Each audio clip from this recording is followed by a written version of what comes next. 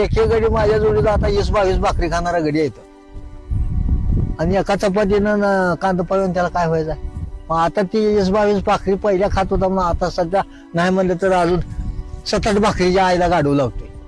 आणि घरी 8 माणसाचा स्वयंपाक नाही तेवढा लेकरा बाळाचा त्यांच्या. मग म्हणून महाळाला पहिला पितूर सांगितला तरी आमच्या शिवच्या मळ्यातला सोपान दादा 22 पोळ्या खायचा.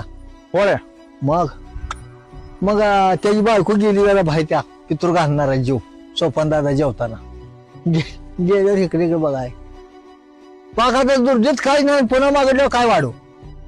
मग गेली इकडे आव आव म्हणली दादा हात धुला काय बळ म्हणली कशाला मी हे काहीतरी करायला गेलते म्हणजे हो घे घ्याय नाही मागून नाही म्हणला. तसं आता अजून एखाद्या पोळीची भूक आहे पर कधीन भात खावं म्हणजे मग ती भात जरा कधी दिली आता झालं जेवण. मोरल्या वर्षाला म्हणजे ए असला फितूर नका गडी बारका बघून सांगा.